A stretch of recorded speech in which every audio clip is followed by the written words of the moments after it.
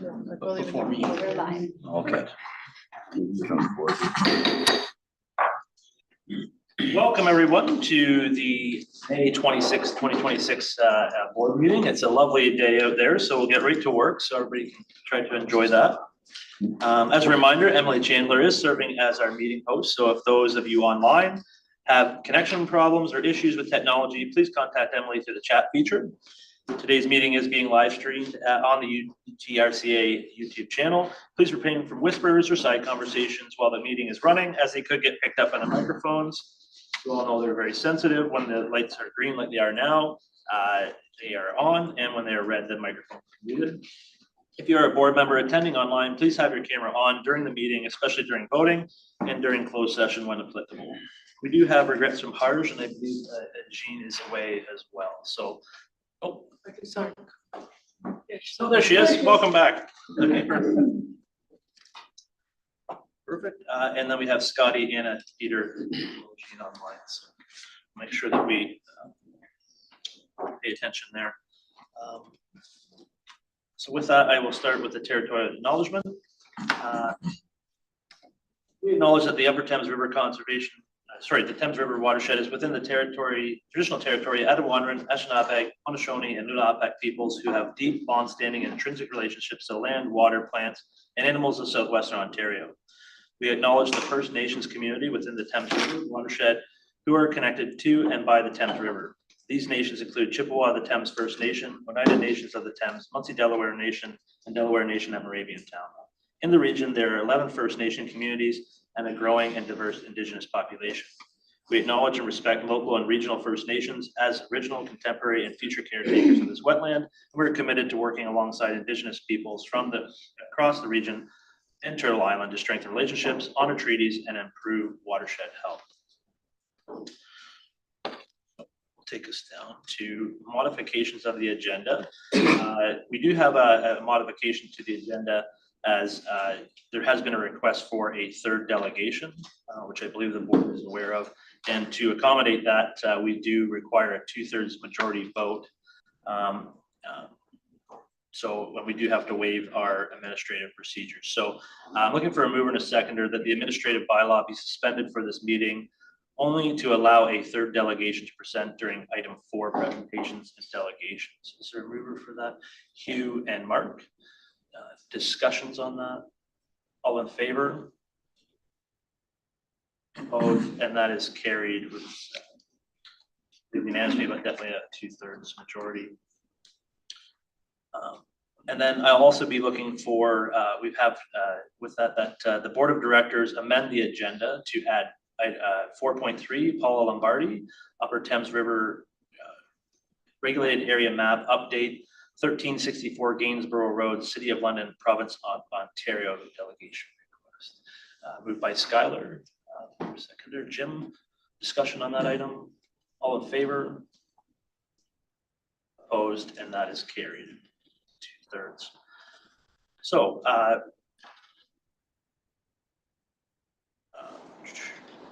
we have modifications to the agenda. And then I'll ask for a mover and a seconder to receive the modified agenda. Again, Skylar and Hugh, discussion. All those in favor? Opposed? That's carried.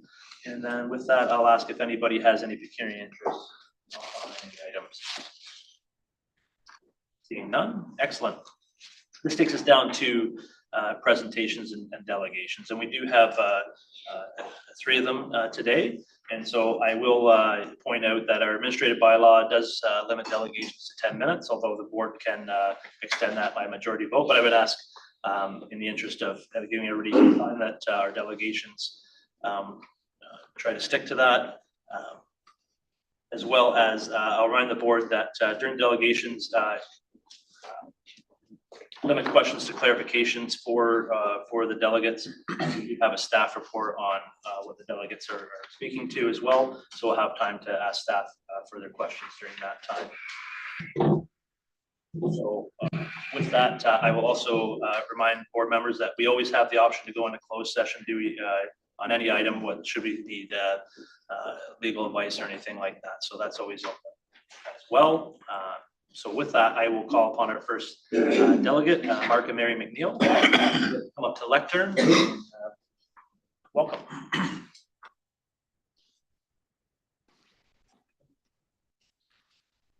With always, I know it can always be a little bit nerve-wracking coming forward to a board and stuff like that. It's not something we usually do, but we're very friendly people here, and we certainly want to hear what you have to say.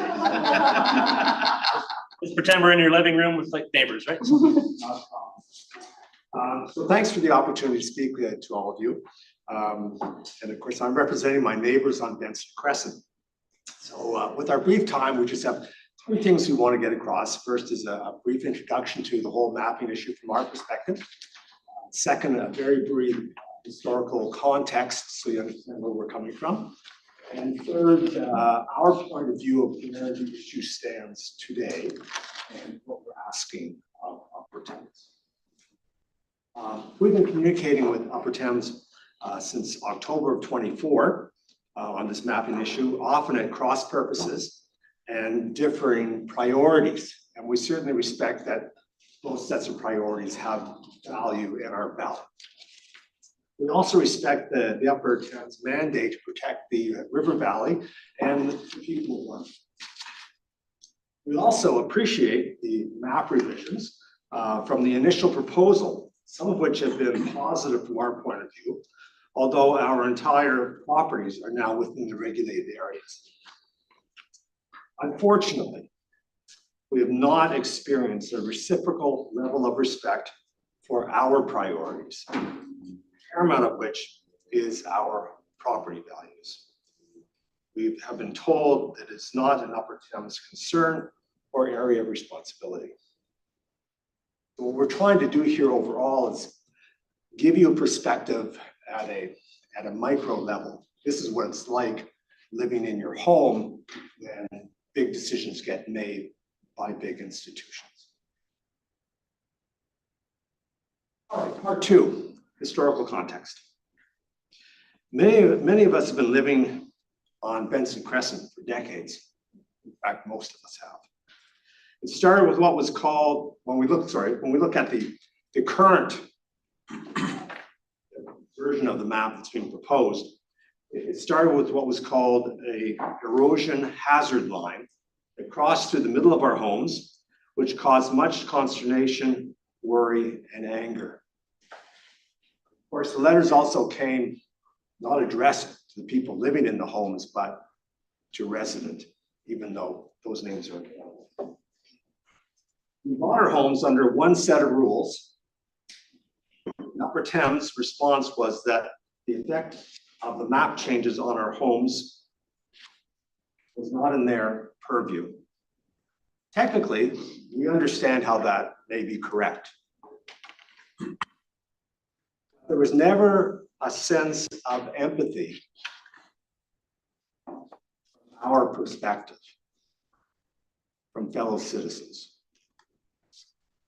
Later, there was a meeting between Benson neighbors and Upper Thames here in this building, where we were told there is nothing to worry about and that the riverfront property will always be desirable.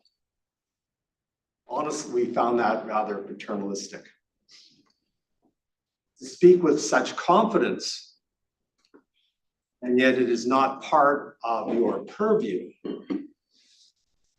And we are the ones literally with skin in the game.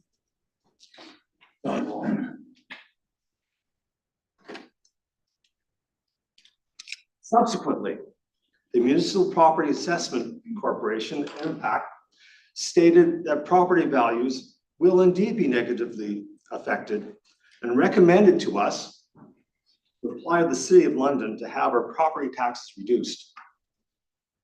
None of my neighbors are interested in doing that. This is not about let's reduce our taxes. This is about protecting our property values. Collectively, my neighbors have spent decades paying down their mortgages, and their homes, our homes, are our primary source of economic security.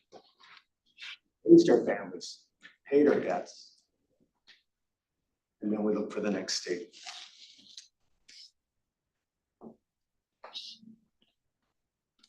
Finally, our point of view of where the situation stands today. Future property values are unknown until sales occur. There's no point arguing about who's right and who's wrong on this issue at this time. So I'm here on behalf of my neighbors to advise you that if it becomes apparent through sales that property values are negatively affected by the adoption of the proposed map, we will seek legal damages. I'm not sure, because I'm not a lawyer, where those damages lie. We know they won't lie with us, whether it lies with Upper Thames or with the city or with the province, I don't know. And I'm sorry to be a downer, but I'm sure you can appreciate, empathize with the fact that, of course, you as well, if you found your economic security being threatened, that you would do everything in your power to protect it yourselves. And that's really all we're trying to do. So we're kind of laying down a mark. So what are we asking of you? It's simply to consider our micro point of view when you're making macro decisions. Thank you. Just before you, Sure. questions of clarification from the board? Yeah, just two quick questions. When you bought your house on your property, where would the line been? Like The halfway? line was just at our, the other side of our fence line. So thank you for that question. So that as I said, the rules have changed. I didn't want to get into a lot of details because of time constraints, but essentially that line has gone from outside our property to our entire property to the end of our front lawn. So while there's been nice changes, like the erosion line has disappeared, that sort of thing, we're still left with constraints on our property that will have to be made known to future purchasers. Thank you. Jean, please. Thank you, Mr. Chair. Question for you, Mr. McNeil. Just you mentioned about your you will come back for legal damages. I wanted to know, how will you assess that the property values have decreased? Would you use MPAC's number, or is there something else you're looking to look at? You know, the devil's in the details. I'm not a lawyer. I do know there are experts on valuations for properties. We have our own lawyer as well as an expert on the area of the river development and so on. So I would simply reach out to find out who are the experts, where should we go, whether it's MPAC or any other organization. I'm a babe in the woods on that, but I'll certainly work hard to get to the experts to get those answers. Thank you. Any other further questions? Thank you very much. Thank you.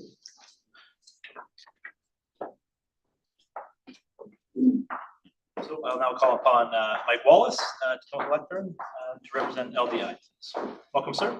Mr. Chair, thank you, board members, for having us here today. Let me state that Mr. McNeil's presentation, many of you are politicians or ex-politicians, and having the public with such a professional presentation was very good, so I appreciative.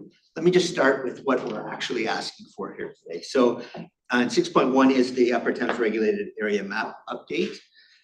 The first request is that the board receive this summary of the engagement. And the second part is that the board of directors approve the Thames River Regulated Map for the City of London. What we're asking for is that you change that word from approve to receive, so that the board receives the document and the update. So there was a letter on your last board that I had sent to the chair, that on your last board meeting last month, and it highlighted some of our issues. And so I just want to go through them. And the first one was that we hadn't had a meeting. But the good news is your engineering staff and your planning staff, we had a meeting with our peer review group, which is MTE. And we had provided 7 issues that we had that had been staff, UTRCA staff agreed to 6 of the 7 to make changes. So very positive. The 7th one was really just as planners, just as lawyers, engineers have a different interpretation of how it should go, and it was basically a different interpretation of from an engineering perspective. Doesn't mean one was right or wrong. It's just a different approach. So we agreed to disagree on this on the one part, but that was it. What we're asking, why are we asking it to be received? 2 major things still in the letter, still outstanding. One is that you are looking at a portion of the river. There's a upstream and a downstream still to be done. I think the modeling's probably done. There's a consultation process to go forward. We are recommending to the board that you receive this, put this in advance till all of the river is done.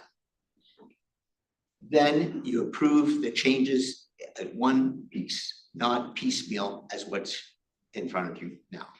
Because you'll have to do this again if you approve it today, or well, a organization will approve it again for the upstream and the downstream. We're asking you just to receive it, not that the information is bad or wrong, just receive it and then approve as a board the whole river forward. The second piece, which is obvious and a number, I come to all these board meetings, you've made decisions on it before. You've got a letter in here in this agenda on another item about the ministry is asking you to put everything in advance in terms of staffing changes. It's really premature for you to approve this until I think the Western Lake Erie CA is in place, which is in about a year. So that way there'll be more consultation with the Lower Thames piece in terms of the river in this particular case. We'll have my understanding is that based on the reading that we've done and the discussions we've had with the minister, which included last Tuesday, that mapping is one of the issues that the province is in standardizing across the province. And so we are just asking here today that you receive the information, do not approve it, wait till you have the whole river, wait till the new CA structure is in place. One Western Lake Erie CA, and then be able to move forward based on the new structure. And that's all we're asking for here today. A question for you, Mr. Wallace. Your organization has been very vocal and forthright in requesting that we this organization update their mapping. Certainly during my time on the board, wanting that to move forward as fast as possible. What's why the change in direction? It's not really a change in direction, Mr. Chair. What we were asking for was the mapping being posted. That the current mapping being posted, it was, and that so that it was accessible for us to make decisions on land purchases. There's a significant difference between what this is and what we were asking for before. We wanted the information available to us. It wasn't that it was needed updating. We needed access, and the province recognized that by requiring CAs across the province to make sure they're posting their mapping at least once a year. So you asked me what the difference was. There's not really a difference. It's what was the information availability. I appreciate that, and I appreciate the inclusion of what the province is requiring us to do. Go ahead, sir. Thank you, Chair Petrie, and I understand that. I'm just curious how how you expect us to act with respect to the provincial law. I understand there are changes. It's a dynamic situation, but it's not about posting in the regulation. It's about updating. And I think that's the request that we've heard before, that we want to have clear lines, and those lines, like, they're supposed to mean something so that you can have orderly processing of permits, orderly expectation of deployment of capital for development, right? And I think that that's a reasonable expectation, to have, clear signals in the marketplace. And I think that's why for 4 years we've been working towards this.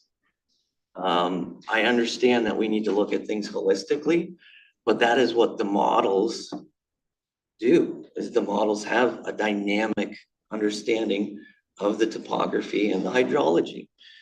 None of us are hydrological experts. I don't think you want policy on people's personal safety being made by politicians. And I don't think that that's how the regulation is written. If you have insight that there will be, changes in terms of technical standards, and that there is harmonization of technical standards, I think that's great. I think again, it provides clarity to the professional expertise on how these things are to be conducted. And again, that clarity follows all the way through to the shovels in the ground. I also want to ask you how you think that these things should be done, because, this is one segment of a larger watershed, and then it's taken thousands of person hours to achieve this. Like we talked previously in terms of the rivers change. If we could refrain from comment and just, there's a couple questions. Gotcha. I can answer one, I can answer two. First of all, the chair's question was what we had asked for before, and it was about having access and posting. And I can clearly send you stuff indicate that. The other piece, Mr. Chair, the board member made the point that this is just a segment, and that's exactly our point. This is just a segment of the river, not of the whole watershed. We think it's an opportunity, and our peer review with MTE was on the modeling system, was on the modeling process. So, as I stated, we found a few issues. The UTRCA staff agreed, made the changes, changed the map, all but in one area. So our understanding is that that model, which we basically agree with now, is going to be applied or has been applied to other parts of the river that have not been had the consultation piece that we've gone through for the last couple of years here. That process still needs to happen. All we're recommending is to allow that to happen before, as a board, you take a more holistic approach and approve the river changes as a whole. That is all we're asking for at this point. Anna, please. Yeah, thank you, Mr. President. Thank you, Mr. Wallace, for your presentation as well. I have a question for you. I've been on the board for a number of years, and I know there was a lot of pressure from the London community to get the mapping done in London. Your presentation speaks to having the work to the lower part of the river and the upper part of the river now done. You spoke about opportunities and the need for that holistic approach, but you're also saying just to receive it, have it go to the new CA, which by the way has two watersheds in it, and the work that would probably need to be done for you to get that holistic approach. I'm just trying to understand where the shift in wanting that now, because before it was about getting the London area done as soon as possible, so we would know where development and what can be done on the lands with the new mapping? Well, I think that the delegate has answered that question previously, but if you'd like to add. With respect, Mr. President, I heard that, but I'm still not understanding why the shift? Why is that occurring? What opportunity do I need to understand as a board member to just receive this information? I think that the delegates would find. I can add a little bit. I think where people are getting somewhat confused, like when I say holistic, I mean for the river. But what's happened at this table and has been happening for literally decades, but it has been an issue for the last number of years, is the mapping around Dingman in London. And there's been lots of discussion about the Dingman watershed. And there's been lots of discussion about mapping. And it is again changing as of November. They're going to a cut and fill approach. They're changing how the mapping was done over the what had been previously proposed. And so there had, Chair, through you, there has been lots of discussion, but it's not been about the river. It's been about Dingman and what's happening on that creek and the mapping and the lands that are taken out of development, which were previously approved by the City of London for development, are now underwater based on, well, was a screening area, then the screening area changed. Now we're doing. To be fair, the Digman Creek is under consultation right now. It is, and I think that's where people are getting confused. There has, and where the discussion about Oh, that's fair. mapping has been. Any other questions for the delegation? Just a technical question from staff. These maps now exist, right? These maps exist. So going forward, whether we receive it or pass anything or do anything, will you be using these? So I'll just hold you there and we'll save that question for after the presentation from staff. Just questions for the delegation at this point. Seeing none, thank you very much, sir. Thank you, Mr. Chair. Thank you. And now I'll call upon Paula Lombardi. Thank you very much. Welcome. Good morning, everyone. Thank you very much. Appreciate you granting delegation status. I am here on behalf of Southside Construction Management, Inc. Limited. And essentially Southside's concerns this morning are with respect to the assessment of the UTRCA of this specific property and its proposed broad scale approach and the impacts on a specific development property. This is 1364 Gainsborough. I believe you all in your package have the Stone Cairn report before you. It's a property that is located on the east side of the Thames River, and the Kelly Drain actually passes through it to the southerly end of the property, and a tributary channel runs through it as well, draining into the Thames River, and that's situated on the west of the property. So the property is not without restrictions. Our client hired Stone Cairn Consulting, who is a geotechnical, hydrogeological, and environmental consulting firm to investigate the property as it relates to the application of the regulated areas, including a review and a survey of the property to establish the alignment of the top of bank. Stone Cairn contacted the UTRCA and it was advised that the regulated areas on the property were determined in accordance with the definitions as set out in the Conservation Authorities Act, specifically Reg 4124, along with the guidelines for development scheduled of regulated areas, which is a guideline dated from October 2005, being more than 20 years old. In October of last year, Stone Cairn provided information to the UTRCA with respect to its findings about the mapping limits and its consultation in terms of its on-site, site-specific information to proactively refine these limits. And I'd ask if you wouldn't mind if you could go to the figure, which I think is on page 6, the topographical figure. No, down more, sorry, probably page 8. There you go. No. Yes, that's it. Thank you. So this shows the various regulated limits.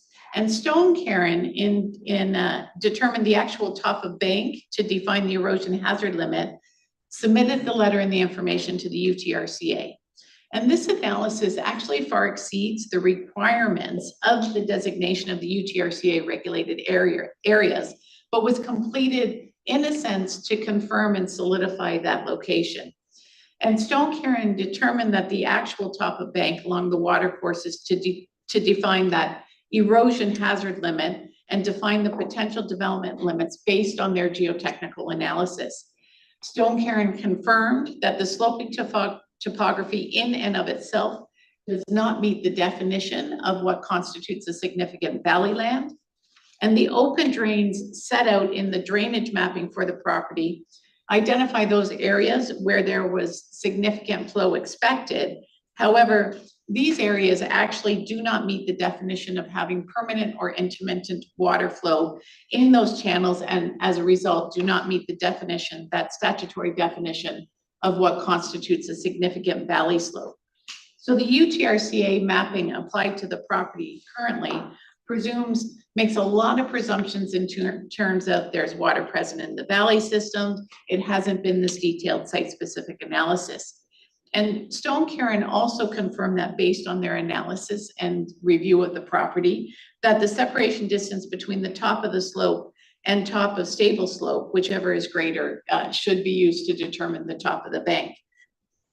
And so essentially based on this intensive review that occurred over the last 6-7 months, Southside's consultant has confirmed that UTRCA has actually overstated the horizontal limits of the valley lands into a relatively flat area that are well beyond the extent of what the slope hazard definition is. And that has taken away, the UTRCA, in coming to its conclusion, has taken away 13.67 hectares of developable land. So without repeating the concerns of the various delegates today, the proposal and the request of Southside would be that the mapping be revised for the sites based on the site-specific information that has been provided, or alternatively, that the UTRCA receive the information as suggested by LDI and wait pending further analysis and a comprehensive review of those areas. And what we would ask you to note today is that Southside and its consultants went to great lengths and undertook far more analysis than what would be required to establish a regulation limit to make sure the development restrictions are appropriately applied. Those definitions set out in the regulatory requirements are appropriately met.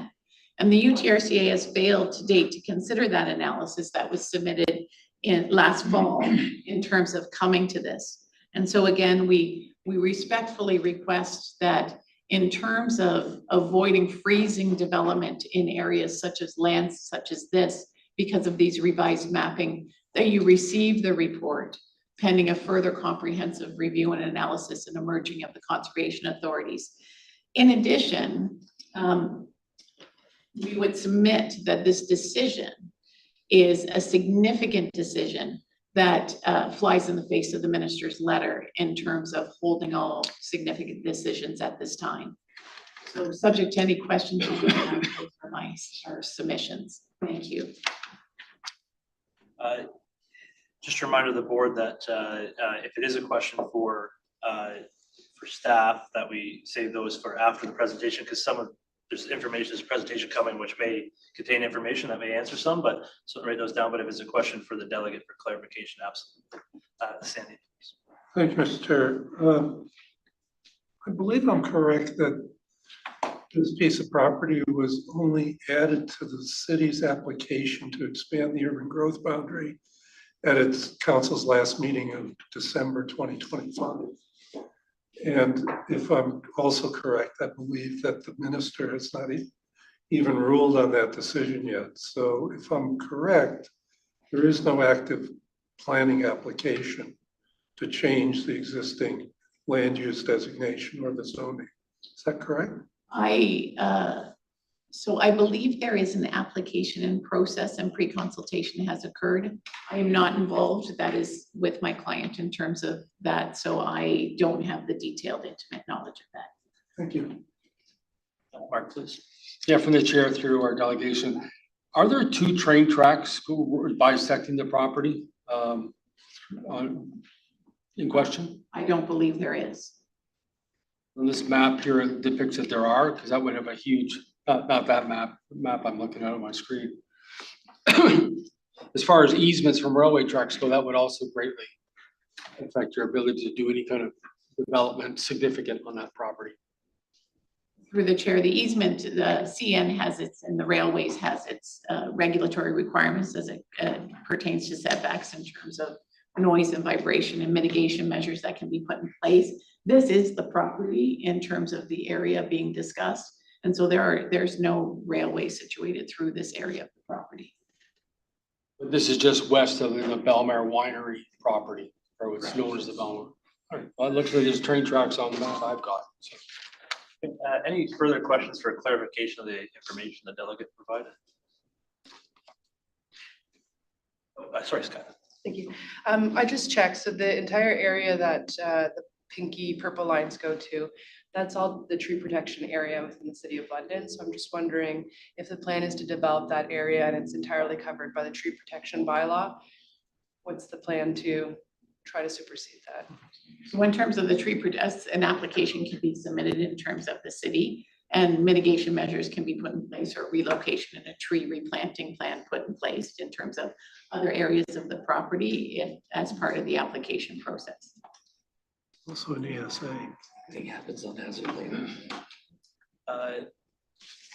Not seeing any other questions, so I will thank the delegate. Thank you very much. Thank you. Okay.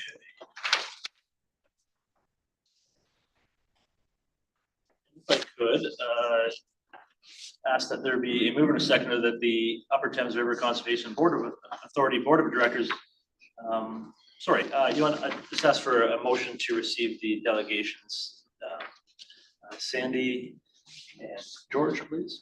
Discussion. All in favor? Approved. That's carried. And then we'll just quickly go down to administrative business, item 5.1. Mover and seconder that the board approve the board of directors minutes dated April 14th, 2026, April 28th, 2026, and the respective closed minutes. I would just request that mover and seconder have been present at those meetings. Paul and discussion. All those in favor? Approved. Thank you. There are no business arising from the minutes. There are no correspondence items. So this will now take us to item 6.1, where we'll have a presentation from staff, provide an overview of the engagement process. Again, if there's any questions that pertain to a legal nature, we can enter into the closed session as always. And with that, I'll turn it over to Trace. Sorry, Mr. Chair, do you want to do closed session? Because there's legal issues that the delegates have brought up.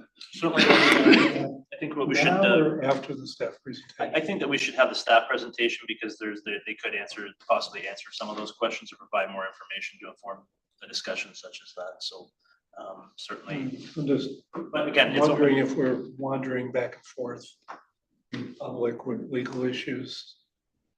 Just don't do that. That would be my suggestion. Certainly, it's up to the board if someone wants to move a motion, but I think there is pertinent information from staff, and then if we can, if the board needs to have that update, then that's something certainly. Okay, we'll turn it over to Jenna. Yep.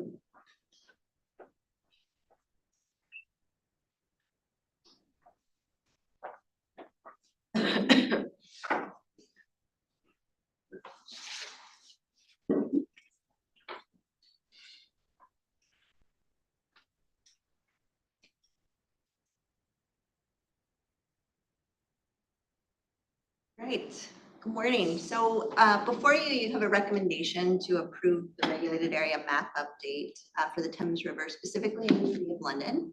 And this isn't a new project to the board.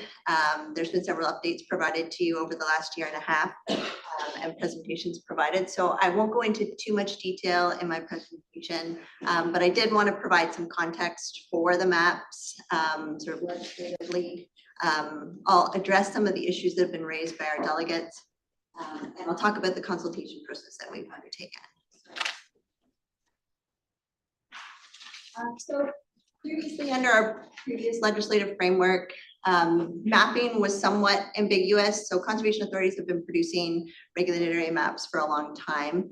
And our previous regulation spoke to the requirement to have maps at the conservation authority's office.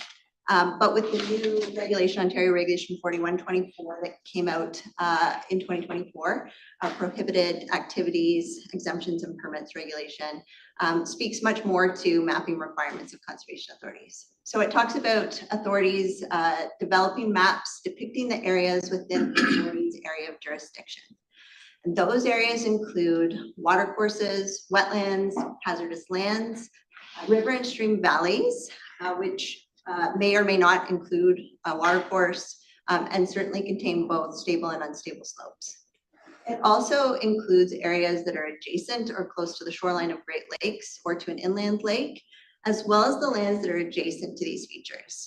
So generally that's 15 meters adjacent to these features, but specifically in the case of wetlands, that's an additional 30 meters. Slide, Emily. So our mapping is developed to illustrate our areas of jurisdiction. So it doesn't necessarily just define hazards. So if a property is located within a regulated area, what it means is that conservation when development activities are proposed are required to review those proposals. There might be site-specific information or studies required to determine whether or not an existing natural hazard will be exacerbated or whether new hazards will be created. And it may or may not require conservation authority permit. Next slide, Emily. I did want to speak to the Conservation Authority consolidation and what that means for map updates.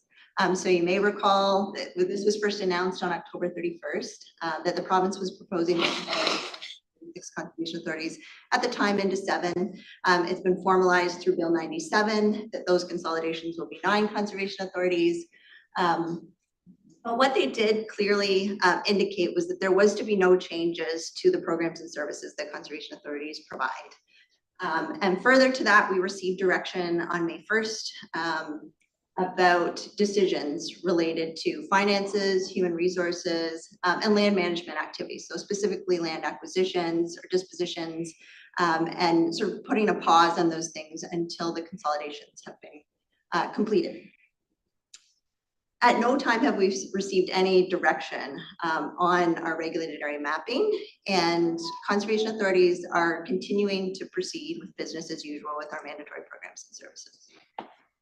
Next slide, Emily. When it comes to updating our regulated area mapping, there's details provided in our new regulation that says that conservation authorities are required to review our mapping annually. So you may recall at our last board meeting, we brought our annual review report to you, which was specific to just minor updates, minor site-specific updates that have been undertaken over the last year that we asked you to approve. The regulation also stipulates that where significant changes are proposed, that conservation authorities are required to undertake municipal interest holder and public notification prior to board approval. So we consider the update that we're going through right now a significant update, and we've been under consultation for this piece since the fall of 2024. Next slide, Emily. So just to provide some context for where this mapping update started, it really kind of started back in 2016 when the Upper Thames River Conservation Authority adopted a new strategic plan which outlined a number of environmental targets. There was recognition at the time that our mapping of regulated areas was very dated. So our existing mapping dates back to the 80s and 90s. And there's been a significant advancements in both technology and the information and data that we have available to undertake estimations of where our regulated areas exist.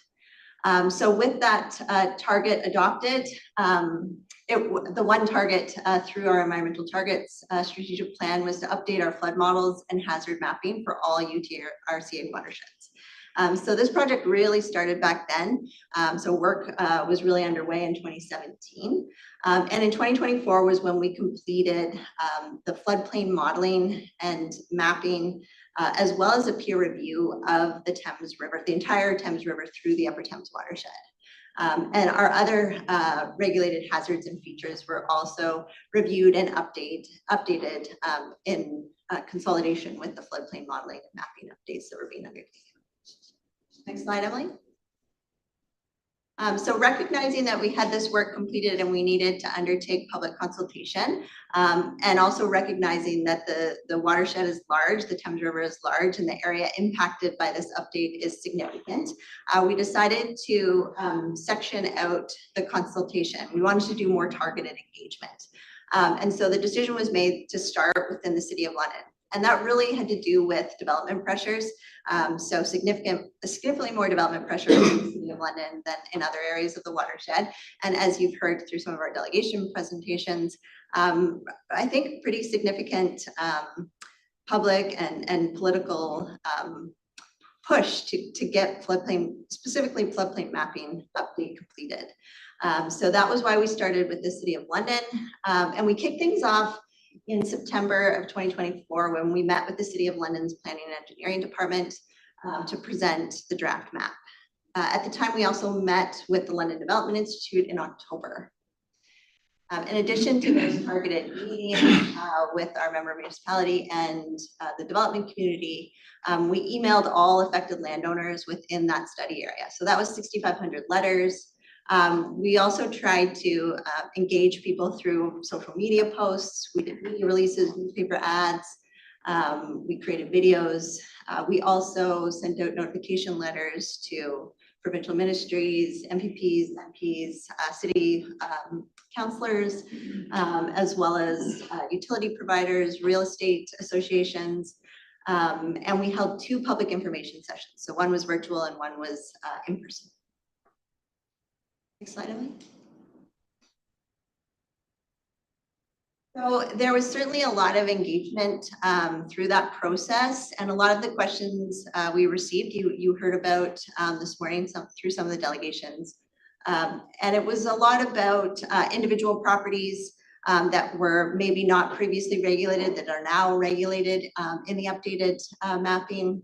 And what does that mean for them? So what does that mean for their property values? What does that mean for their insurance values? How was it that information was updated? So what information was used? What methodologies were used to determine that change in regulated area? And I think one thing I did want to note is that particularly when it comes to floodplain mapping updates,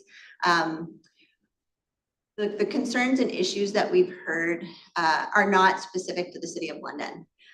Nationally, floodplain maps are outdated across the country, and there's been significant investment by the federal government, which has also supported the work that we've completed here within our watershed to update hazard maps across Canada. This is an interesting article that came out in the fall in the Narwhal, and it talks about the process that's been undertaken in different parts of Canada to update floodplain maps. And it really kind of highlights the same issues and concerns that have been raised through our public process are being raised across the country as floodplain maps are being updated.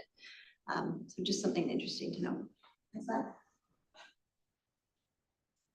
So we had intended originally to undertake all of our consultation in the fall of 2024 and bring forward the mapping update for approval to our board in early 2025.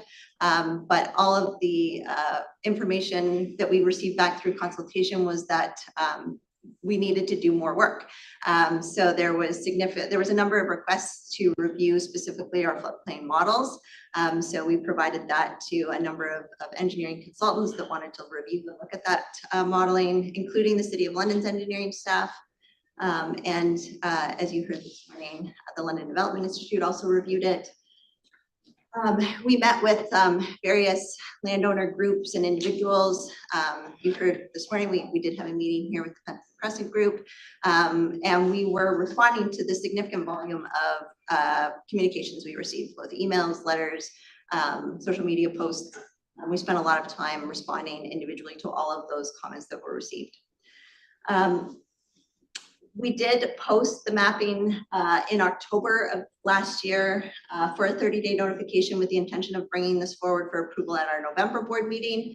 But we did receive additional comments during that notification period, which required us to take another look at the modeling, and some, as you heard this morning, further adjustments were made to the mapping and have been completed. So on April 24th of this year, we posted our final map for the 30-day notification period and have it forward at this meeting for your approval.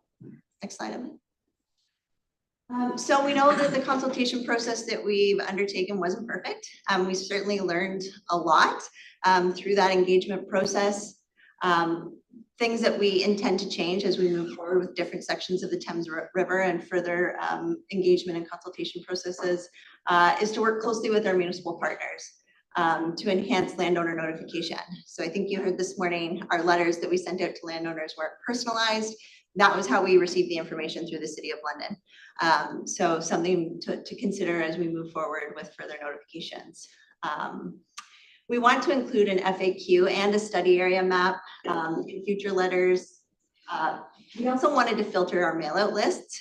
So we had a lot of apartment buildings, condo corporations, where maybe only a few of the condos were actually impacted by the regulated area, but because the condo complex fell into, a portion of the condo complex fell into the regulated area, everybody in the condo complex got a notification. And so we received a lot of calls and emails from people that weren't actually impacted by the mapping, but had received letters from us. So looking to filter that and to compile an introductory video about the project to answer our like a sort of an FAQ, answer the most common questions we received through consultation. And we'll revisit the format of our public information sessions. Next slide, Emily.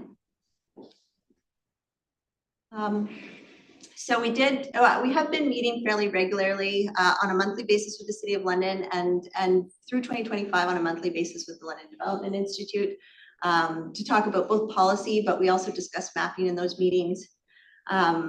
Through some of that engagement and consultation, you as the board should be aware, we made the decision to remove that additional 30 centimeters of freeboard that was added to the floodplain. We've removed that from the mapping. And we also came to a consensus on some of the mapping layers that should be shown. So previously, our mapping, our publicly available mapping only showed the extent of the regulated area and no other additional information. And we received a fair amount of feedback that we should be showing more. Can we see the flood hazard line? Can we see the wetlands lines? So we've determined moving forward that we'll be showing the flood hazard, we'll show the river and stream valley, we'll show wetlands, and then the outer extent of the regulated area. Next slide, Emily. As you heard this morning as well, we've removed the term screening area from our mapping and replaced it with study area that's under review, so it clearly identifies where we're undertaking map updates. And the erosion hazard layer was removed. So initially when we started consultation, that layer was being shown and we've removed that from the mapping. So the erosion hazard is now contained within the river and stream valley layer and not and isn't shown. So if approved today, we'll be posting this online for public consumption, and we'll be sending those mapping layers to the City of London as well so that they can update it within their GIS portals as well. I'm happy to take any questions. Thank you very much for that. I will now open the floor to questions from the board on the presentation. Sandy, please. I seem to recall that after the 2018 flood, the province hired a consultant out of Winnipeg to make some recommendations. I have a recollection that one of the recommendations was for the province to do a provincial-wide update. Is that my recollection correct? Yeah, that's my understanding as well. There was an entire document prepared, which I think Tracy wants to speak to. Yeah, if I can through the chair. Yes, what Sandy's referring to is the special advisor on flooding. His name was Doug McNeil. He actually came and visited our site, toured all of Ontario at the time, 2018. We also experienced very high lake levels in the Great Lakes. So there was a lot of shoreline impacts at the same time following the spring flooding events that affected more of the northern regions. I mean, there was a number of recommendations that came out of that. Among updating mapping, was updating those technical guides, and mapping information was also a key component. But for the province to do it. And for the province to potentially do it. And those recommendations went into Ontario's flooding strategy that followed his recommendations. You know, a lot of changes. One of the other changes that were recommended was having one regulation for all CAs. That is one of the regulations that were implemented. All CAs having their individual regulations for their specific areas remained the same. But yes, we haven't seen additional. Thank you, Mr. Chair. Scott? Thanks. I've got a bunch. So through the chair, again, I know that the City of London has been really pushing to get the mapping through and approved. I'm just wondering if that's still the sentiment that staff are hearing from city staff, that they'd like to see the mapping. Through the chair, done a lot of work with the City of London from when this started in 2024 to where we are now. So we're working quite collaboratively, meeting our technical staff, our engineering staff are meeting with City of London engineering staff quite regularly. We did provide them with the floodplain modeling, which they reviewed internally. We had some discussions and they are now fully supportive of this map update. And we've been working with them collaboratively on the next update, which is the Dickman Creeks and watershed. You kind of already answered it. My next question was going to be, has the modeling been replicated? But it sounds like staff are on board, City of London staff are on board with the modeling that we've used, so I won't ask that question. Is there any value of approving maps in segments instead of doing the whole watershed? Like, do staff see any value in that approach through the chair?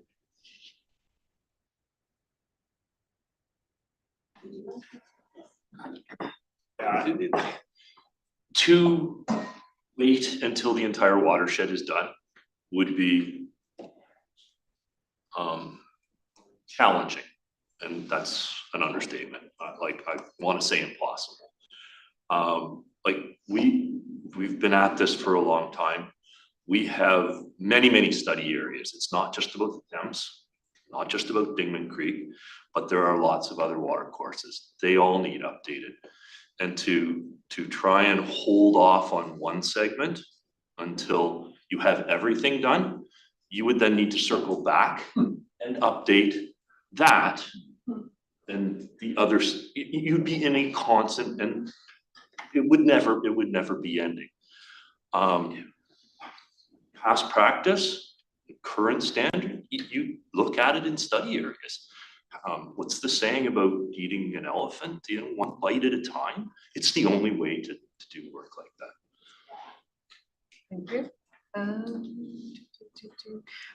Through the chair, so I'm just wondering, because we did have from the delegation some discussion about like site-specific cases, and I'm wondering like how staff deal with that. Like, if there is a challenge from a landowner that they've done their own studies and they disagree with our modeling, what's the process for that resolution? Or is it that the authorities modeling supersedes it? Yeah, through the chair. So that was the mapping updates that you approved last month were all site-specific map updates that were based on site-specific information that we received to inform updates to either the regulated area or a feature that the Conservation Authority regulates.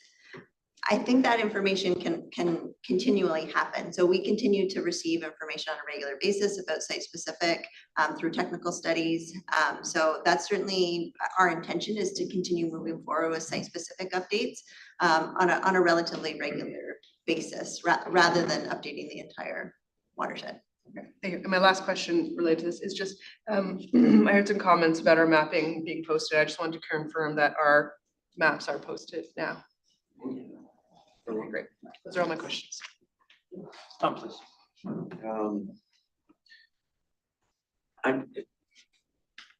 Through you, Chair, and I'm just wondering, so we are required to review these maps annually, right?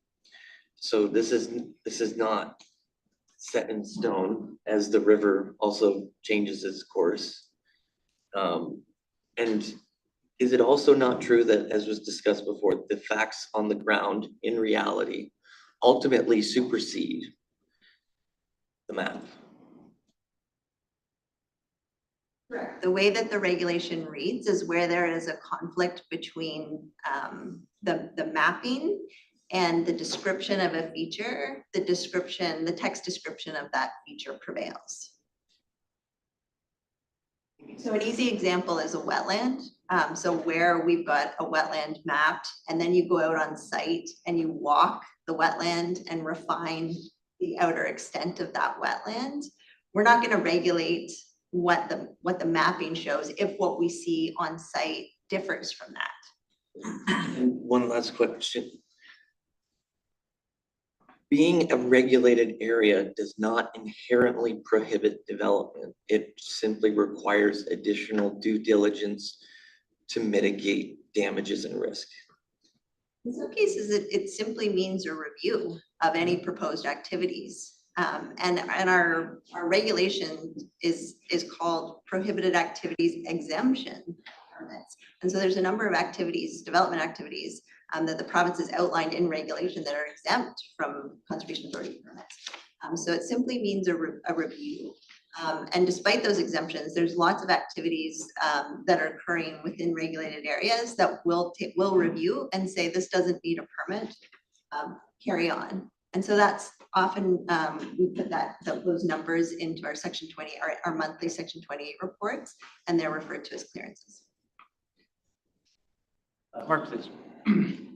Yeah, from the chair through the agenda, I guess my best question, the way to ask it is, one of the items in your report that's on the agenda talks about physical changes to the watershed. So I'm guessing that's probably improvements to the watershed, say improvements in a dam or a dike system, but also the opposite, when someone builds a 50-story apartment building next to Paris Park or something like that. How can that be brought into sort of layman's terms with the work the UTRCA does to maintain or control the entire London area watershed, as far as waters in, waters out? That makes sense. Okay, so through the chair, our job is to look at proposed development and determine what the impacts are. And that's where we want to ensure there aren't going to be any impacts. That makes sense. So if a tower is proposed, then we want to make sure that the tower is being built to ensure that there's no impact on flooding or erosion. But could the flow of the Thames River change beyond, say, the forks of the Thames downtown? Could it change significantly because of stuff that's happened either on the North line or the other line of the Thames River? Because of development, could the Thames River be changed significantly beyond the forks because of other developments? Clarification, I believe the Just Mark is asking in layman's you, terms, does, development within the floodplain have impacts to the flood downstream? Is that correct, Mark? That's what the evaluation process is. In an answer, yes, but I think it needs a little bit more description. Development occurring in a particular site could impact upstream flooding, could impact flooding at the particular site, through the additional bodies that it is putting in the hazard, basically, the people living in the hazard. It could also affect flooding downstream. The effects on flooding upstream would be if that development or the cumulative impact of that development were to restrict the conveyance of flows downstream. That could have an impact on the hazard upstream. If it was to affect the storage of floodwaters at that particular site, then that could have an impact on the hazard downstream.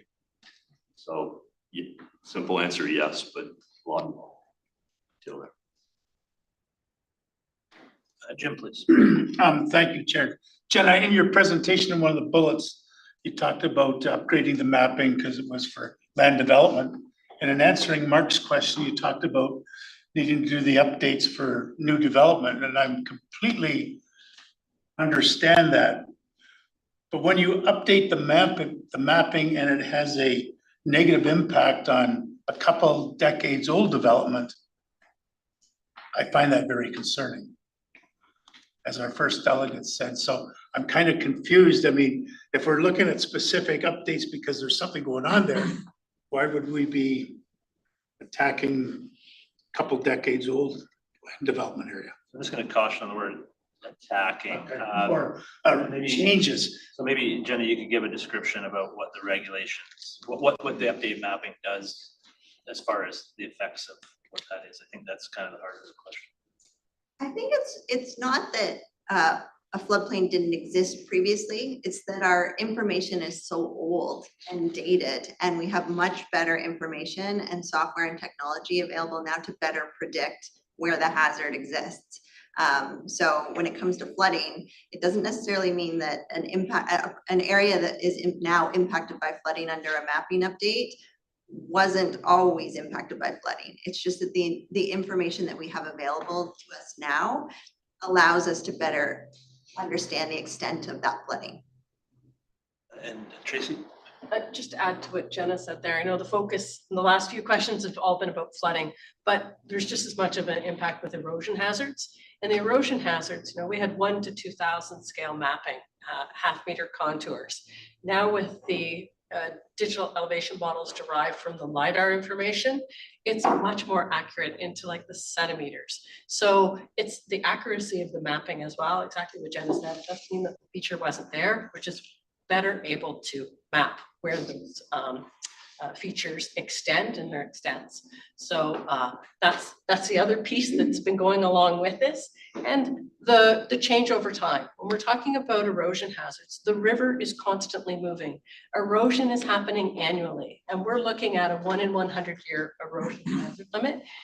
And that's the hazard component of it within those valleys. So that's why it's so important to look at the broader valley systems, because the river is constantly being reshapen over time.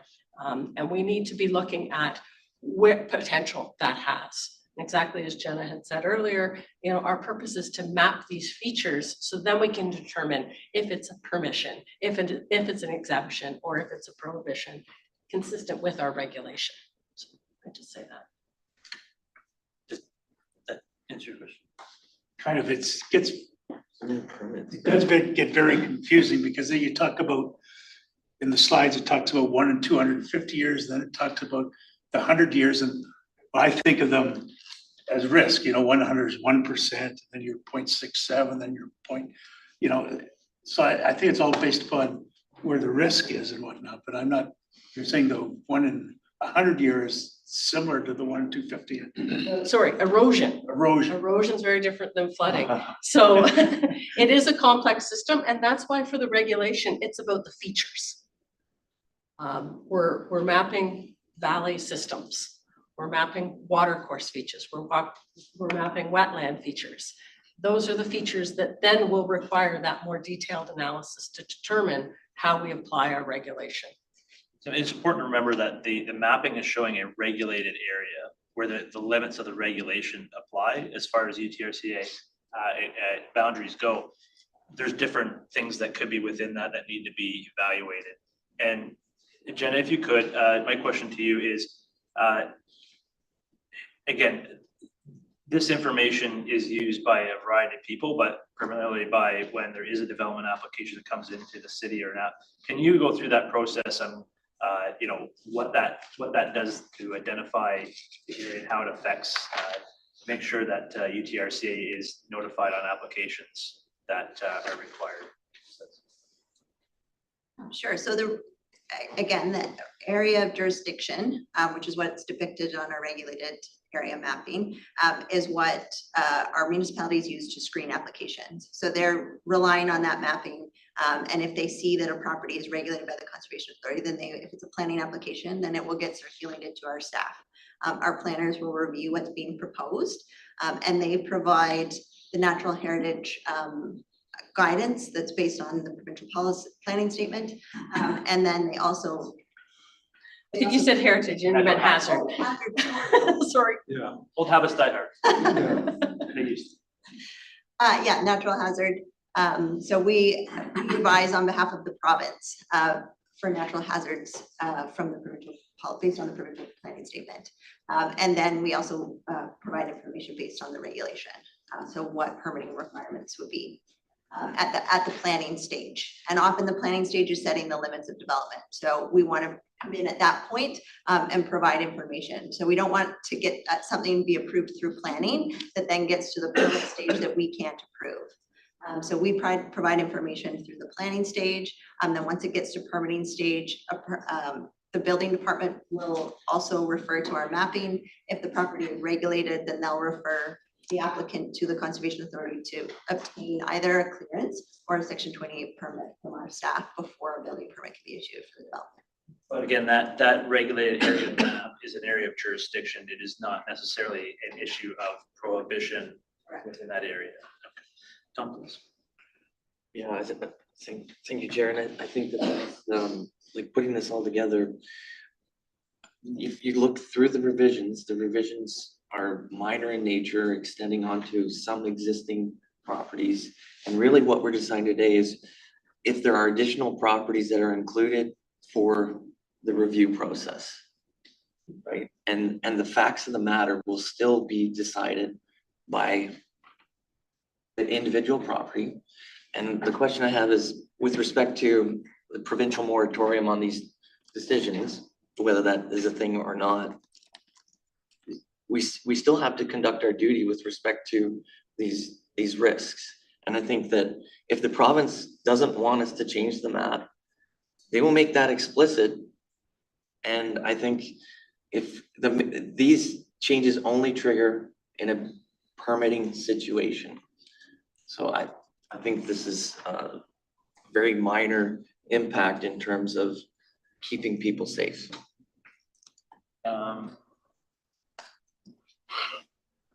Questions? That was a statement. That was a statement. No, the question is like, what's the difference if we don't, if they do put a moratorium on? What? I think that might be a legal question. Okay. Well, I would say that, as always, this board is bound by legislation of the province. These are the provincial regulations and rules. We are the conduit that the province uses to enact these. And so my situation in that is that the board has always complied with legislation, whether full agreements or not, and that they would probably do the same in that situation. I'll ask if there's any further questions. Okay, I'm not seeing any at this time. I'll remind that the board does have the ability to go in and close if they do. Yep, Paul. To make a motion that the board of directors enter closed session to receive legal advice subject to solicitor-client privilege regarding the regulated area map update for the City of London. Okay, is there a seconder for that? Andy, discussion? Of the three delegations, the first delegation made reference that there could be possible legal ramifications of us passing this updated mapping. The third delegation was a lawyer representing a client who has an issue with the mapping. So I think it would benefit the board to talk to the lawyer in close to clarify what our legal position is going forward if we adopt this map as asked by staff. Further discussion? All those in favor? Opposed? That is carried. So I will ask that we have that process, and certainly we will ask at this time for everybody who is not required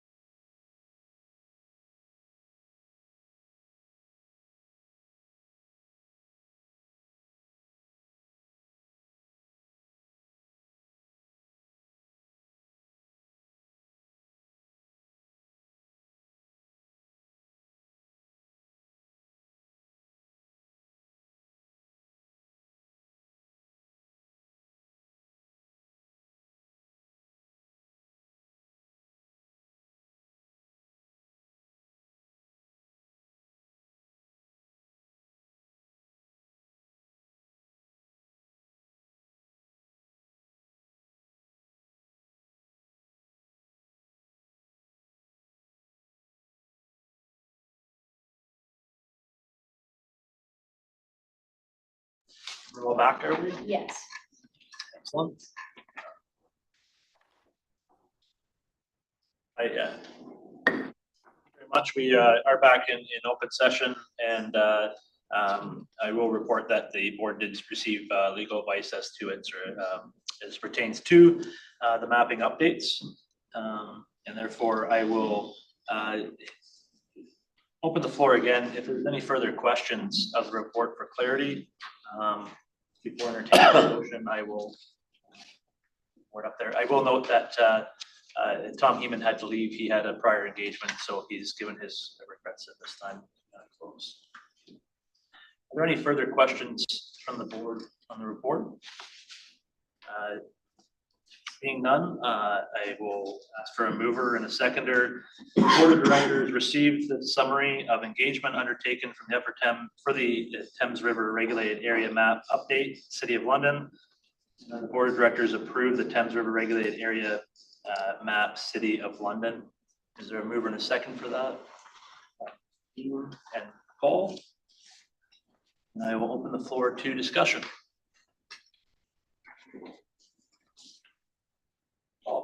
Well, seconder, I think we've heard not only in the report from staff, advice from our legal attorney, and also the written information that was provided in our agenda, that we are fully within our rights to go ahead and approve this. It has staff confirmed that this has been the practice of updating maps in the past. Because of the size of the watershed, it's impractical to wait until you've got the entire watershed updated before you bring in the latest updates. It's been confirmed that there's no prohibition from the minister's directive from May 1st. The actual wording in that directive was that apply temporary restrictions on significant financial, asset, or employment decisions. And I noted in the one letter that was received from one of the delegations that they had added a comma after the word significant, which changes the whole meaning of that sentence and of the directive. I think that and I think their argument was that we can't make any significant decisions, whereas it's very clear that the significant only applies to financial, asset, or employment.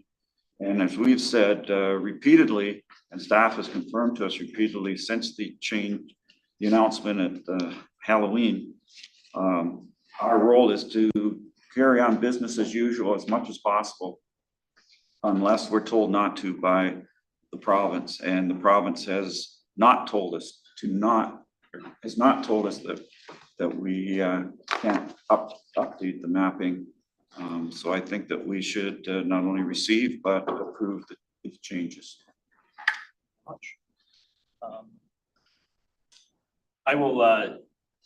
I'll be in support of this. First of all, regulated area does not mean no development. It means that it is within the regulatory area of the Conservation Authority. And certainly it identifies area that needs further study when development is proposed. And it matters what that development is. Different types have different impacts, and that where it needs to be further going. I believe it would not be prudent to sit on knowledge and information that we have to keep watershed residents, and a lot of the case, future watershed residents safe. That's our prime mandate. Our prime mandate from the Conservation Authorities Act. The act comes from a perspective of prohibition with exceptions where warranted. And that's an important exception to know, is that the whole thing is to keep people and development from happening in areas where the wise use of land doesn't warrant it. And that's really what conservation means in that context. The Conservation Authority Act is wise use of land. And so that's what these are the areas that the province of Ontario and the government has legislated the authorities, the conservation authorities to do. This is their job. This is our job. And certainly to do that, we do need updated mapping, and we need to know the best of our abilities. It's an ongoing item. Rivers change, development change, things happen. So it's never going to be the end of it. And that's why I think the province, has said, we need to constantly update these. But in the same token, we need the province to update their items so we can do a better job. People need to realize that we have to follow the legislation and the guidance that we're given from the province. This is their rules. The technical guidance has not updated in over 20 years. And I think the staff here would certainly agree that that they need to happen. There's better ways of doing things and knowledge, but until that, we have to follow that items. I am not a hydrologist. I am not a soil engineer. I fully expect, and certainly I'll ask the question right now, is staff confident that they followed all the requirements to come up with the items? And I'm saying yes from the general manager. Certainly that's up for debate. Everything is, and I think the consultation process, we've heard it, we've deferred to have that consultation process continue. It was a back and forth conversation, and there was changes made where warranted, and there's always going to be disagreement. It was a much more consultative process than the province has done with the consolidation of conservation. And so I think that at the end of the day, this board's mandate is to make sure people and property are safe in the direction that the province gave us to do so. And I think the process has been followed. There is going to be winners and losers in that. But at the end of the day, our prime mandate is to figure out where that line of regulatory, so people who are applying know that when they have to go through that process and they can make that decision. And then that further process, if it needs to happen, happens. And if it doesn't happen. And I think that clarity is something that, regardless of the outcome of that, is something that's valuable.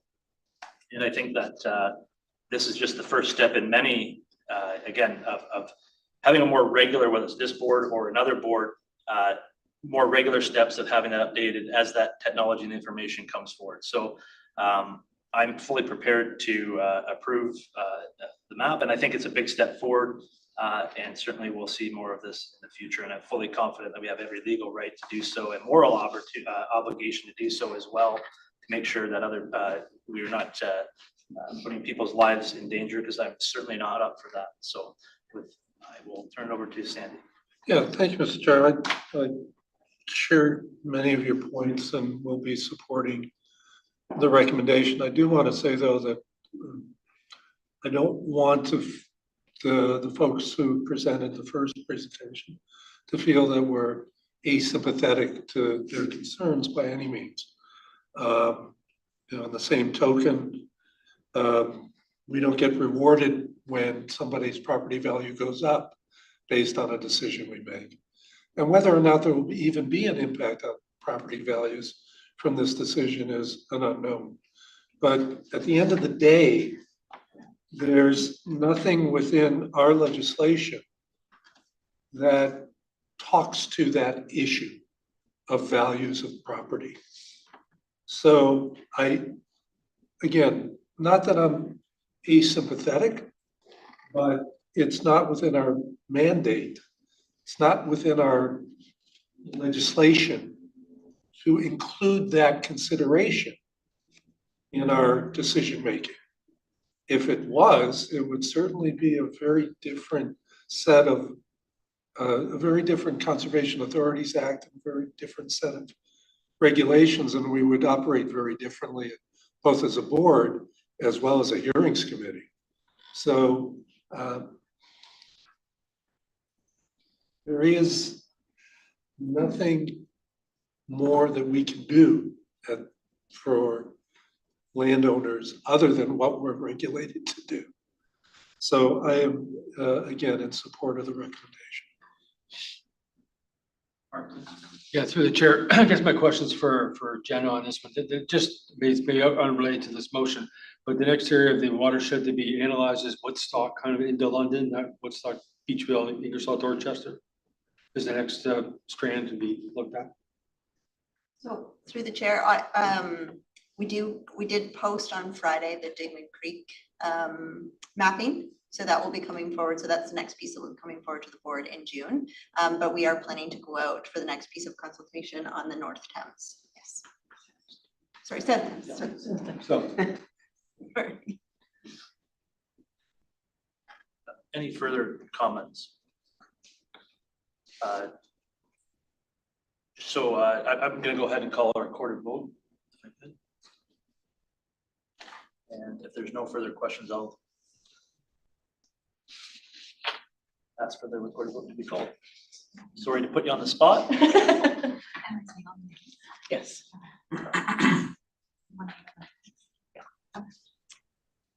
Ian Coles, Yes.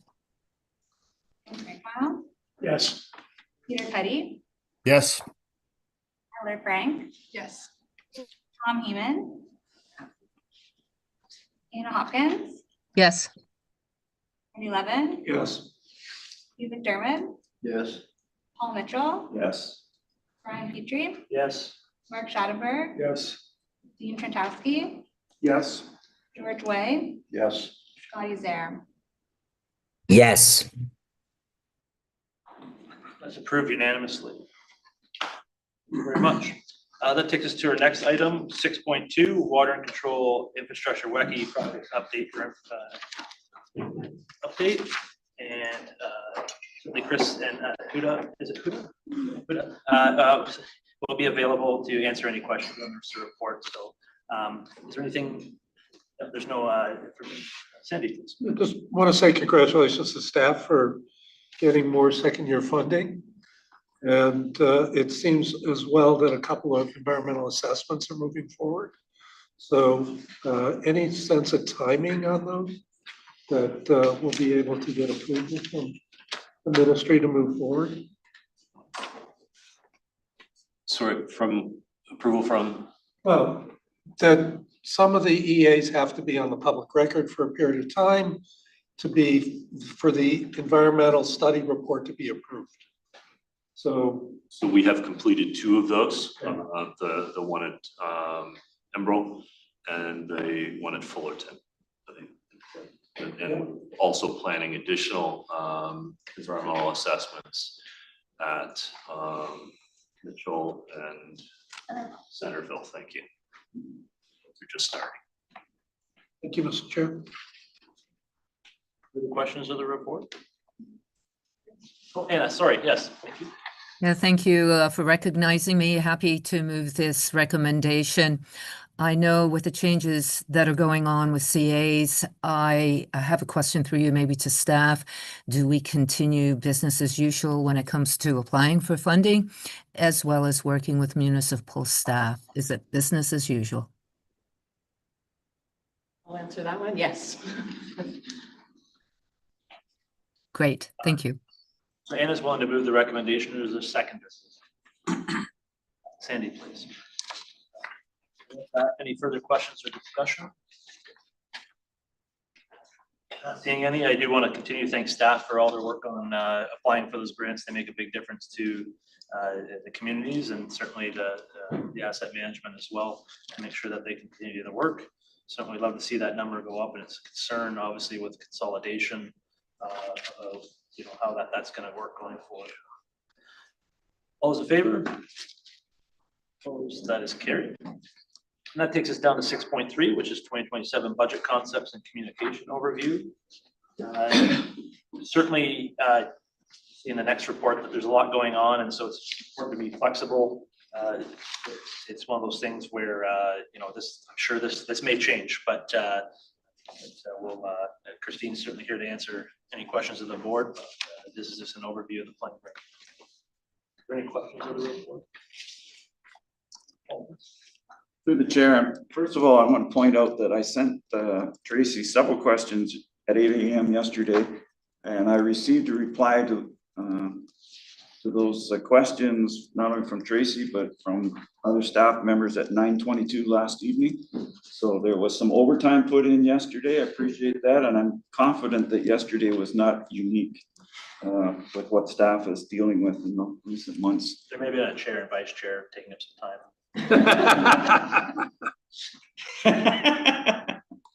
You can bask in the shadow of the anyway. So my concern is about the speed of what the timeline of adopting the 2027 budget is. And normally we adopt the budget in late February at AGM. The timeline suggested is that we adopt the budget in early October. I know that we have to have a budget in place by the end of the year, as the province has mandated. So my concern is that by moving up by 4.5 months, the adoption date, that we are rushing into this budget and reducing significantly the time to not only prepare, to revise, to communicate, that we normally take. So my question was, why will be recommendation to vote at the early October meeting as opposed to the November meeting, which would give another month to do all those good things that we've traditionally done with the budget? Thanks. Thanks for the question, because yeah, this is an unusual year and I still expect that some of this timeline may be adaptable as we find out more. As you mentioned, the direction expected from the province is to have our budgets done by December 31st. So that bumps our normal process up by a couple months, but also the municipal elections and the uncertainty with membership after that election period. Typically, we like to have later year-end results to inform our spending and to develop those forecasts further. That may still happen later as a revised budget, but we really would like to have the approval with this board in place at the October meeting. The staff saying is they value your opinion and they would like to have it before it changes. Mr. Chair.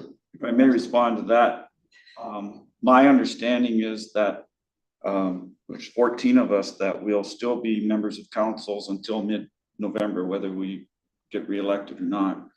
And also, my understanding is that we will remain members of this board until the new council appoint our replacements. I can't speak for the rest of the board, but I would consider it my responsibility to show up and make a reasonable vote at the November meeting. And I think that extra month would be of great value. So I just throw that out as my personal position on why another month would be valuable. So what I'll say to that, the board did at a previous meeting adopt a special meeting date for October 6th. And I think that certainly that'll be up to the board as things that we get in the next report and all the things that are coming. Staff are trying to plan for the future, but we may not. So there may be changes ahead of time or in the future to address that it may not be possible to vote, but that's kind of the direction that staff have been given by the board at this time to have that special meeting. I certainly we can certainly count on staff to advise us if that's not practical at that time. Yeah, I think the point that Paul is making is that our next scheduled meeting is November 3rd. But that's after the municipal election. And as Paul has pointed out, I mean, I'll be there, he'll be there. Will everybody else be there?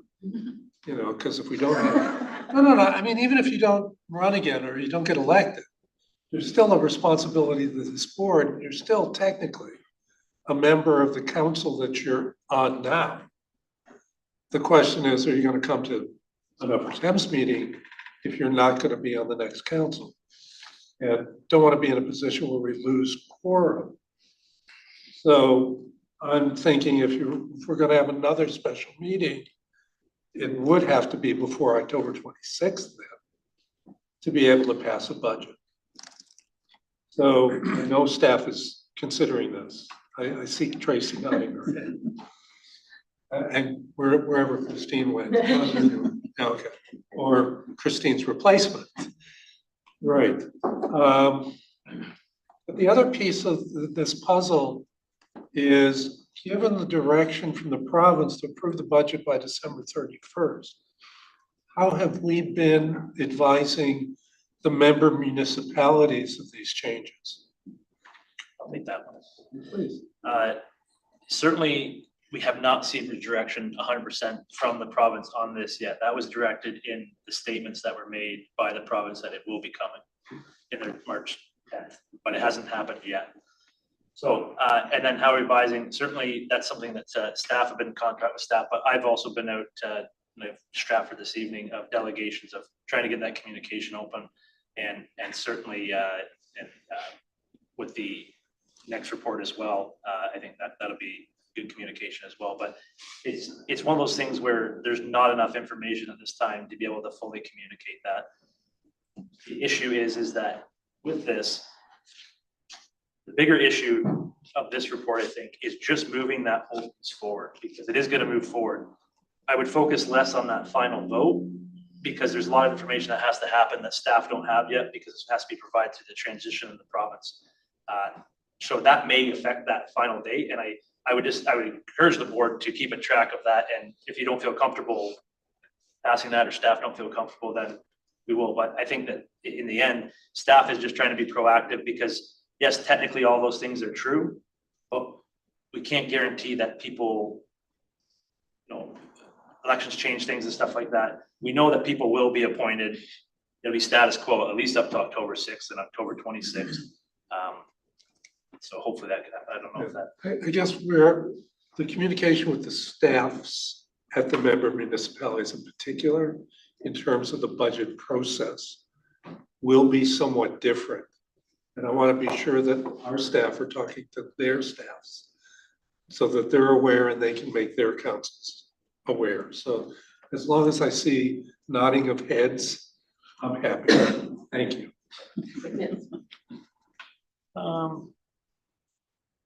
Good place. Yeah, I just wanted to, through the chair, I just wanted to make sure that when you read through the report, you do see that municipalities' tax increases last year in the range of 3 to 10%. When I look at those two, I start wondering, and then you investigate a little further. You're not always comparing apples to apples. Some count new growth, some don't. And it depends on the total assessment and how much you need for tax levy. So I have actually figured out that sometimes, you could be under 4%, you could be over 8%, but the impact on the average residential household is the same dollar value. So I just wanted to make sure that point was clear, that when people see this difference between 3 and 10, it's not necessarily what it is. Spend dollars, not percentages. Yes. A 3% increase in London is a lot different than it is. Yes. Dollar-wise. Further questions of the report? Seeing none, is there a mover and a seconder for the recommendation? Which would be that the 2027 budget concept report be received, the 2027 draft budget be developed in conformity with the Conservation Authorities Act and Ontario Regulation 40222 budget and apportionment, and the staff be directed to include provision of wage grade increase of 3% as a preliminary estimate.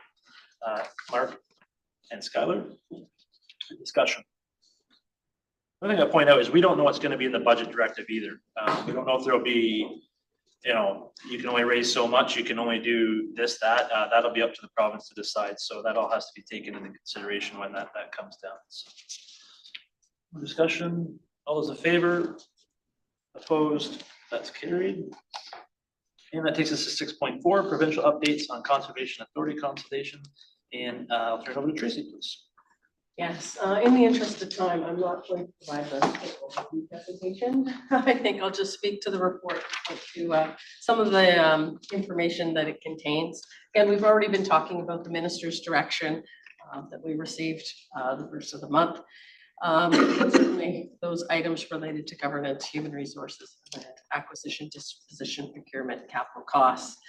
And again, speaking with other conservation authorities, general managers, we are having those conversations about business as usual and what items we might be referring to the chief conservation executive in order to get an authorization to move forward. So Conservation Ontario is compiling a list of requests that have gone into the chief conservation officer or executive, and are sharing that. So so far I've heard from some of my counterparts, decisions back have been quite prompt. Again, there's a process with the minister's direction for how exemptions or authorizations are to be received, and the rationale that goes behind why decisions are needed now instead of delay. So that process has been moving forward. Again, there's a little bit of an update there provided on the Ontario Provincial Conservation Agency, and that there has been appointments to that agency. We do believe that those appointments right now are interim, so that they can get moving on with some of their requirements Okay, the other item there is the hiring of project executives, for example. So knowing that that will be occurring in the short term, they had to get upward. It is expected that those members will be changing, and only 5 of the membership are appointed. There are still vacant positions posted on the Public Appointments Secretariat. As well, we've been engaged with the consultants working for OPCA, Ernst & Young, or EY, and we had a bit of a kickoff meeting, just a couple weeks ago, May 11th and 12th. The exact same session was held at 2 different times, and they're looking to gather information at this stage. That information, again, those core components about governance and organizational structure, financial performance and procedures, or workforce and human resources matters, operational processes, systems and supporting technology, and technology controls. So really heavy on those enterprise systems, or our cost of our corporate services, and focusing on what we have in place now, not for us to go and complete a whole bunch of other tasks, but for them to get a sense of where we're at. And providing those materials. With those materials, they will be developing a playbook, is what they're calling it. So maybe just scroll down on page 44 of the agenda there at the top is a chart right there, the yellow table that shows the steps in developing the playbook. Lots of information in the kickoff meeting and data gathering, as well as an interview to be lined up for June 10th with Ernst & Young, and compiling a lot of that background information. Through June, that's when they will be undertaking a transition readiness assessment, looking at the current state of each CA, and providing kind of a snapshot back to each CA of where we're at. And then through July, we'll be working on the playbook model for the broader regional CA model, and finalizing those playbooks by the end of July. Then that'll move into the transition committees as outlined in the report. Through the email that's also attached to the report, Hassan has requested representatives to be appointed by June 30th. That's a little earlier than what's required in regulation, but certainly the recommendation there is to appoint myself as the member, but then a second municipally elected member of our board to be appointed to that transition committee. Again, if we fail to make those appointments, OPCA can do so on our behalf. Just like with the transition plans, if we don't develop a transition plan, OPCA will develop one for us as a region. So again, just a reminder, and maybe down to the next couple pages there on 45, the key steps in the process where we're at now. Through the spring, we received the royal assent to the bill. We've seen some minister's direction already for those guardrails. Again, what we've already discussed, and that is attached to this report. And then the appointment of the OPCA Board of Directors. Still haven't seen the CAO appointment yet. But as we're later into the spring, we're seeing the transition committee playbooks, the appointment of project executives happen before the summer, and the establishment of those transition committees. The transition committees will focus on developing and submitting those transition plans after we receive the playbook, and with the finalization of the plans through the early winter. And it's a short time frame there. But as you can see with the CAs, the dates that I had suggested, it's now June 30th for providing a name to the transition committees. And this is where the completion of the 2027 budgets and levies issued are at the end of fall. So again, we haven't seen those specific dates, knowing that the full transition is still proposed for February 1st, 2027. Lots of information in this report. Certainly we'll get this out to our member municipalities as well, because this is lots of things changing all within a very short time period. We'll review reporting back on a regular basis, because I anticipate more updates as we progress through the transition. Any questions? I certainly want to, just before I go to questions, I certainly want to thank Tracy and their staff for putting this together, because it's one of those things of, is going around in the delegations and, you know, speaking to municipalities about the importance of being a good communicator. It's how do we do that? And I think this is a prime example, not only to the board, but to our member municipalities certainly support sending that out, because of the fast moving paces that has happened and is going to happen to try to meet the deadline. So there's been a couple of informational sessions for the GM and chair of each conservation authority. And what I'll say to the board is that they've been a one-way street. There is no microphones, there's no cameras, there's no feedback. It's questions that they don't answer every question they receive. It's questions that they want to and provide information. And with Ernst & Young, it's the same thing. This is what we're doing. And so my fear is with that scenario is that it doesn't seem like Ernst & Young has a lot of conservation authority experience. And as much as I think Tracy's being kind in saying that it's a playbook, and that's maybe the things they're saying afterwards, the conversation that I certainly heard during that session was that they will be providing a base transition plan for all regional 9 authorities that will be tweaked by the conservation authorities, by the regional to fit their needs. So my message to the board is that in our member municipalities as a whole is that this whole process is very provincially directed. Yes, those deputy ministers may be transitional, but they are going to be appointing the project executives. They are provincial employees directed by the province. There is not independence at that board level. That would pass the test of scrutiny, I believe. And so not only will all the policy and the minister's direction, everything out, this is a provincially led item, and I would expect the board to, expect that going further with the transition plans and items as such in that process and the timelines. Again, to be honest, to speak to, and I'll put in my name forward to sit as the person on the transition committee, but I want the board to fully understand.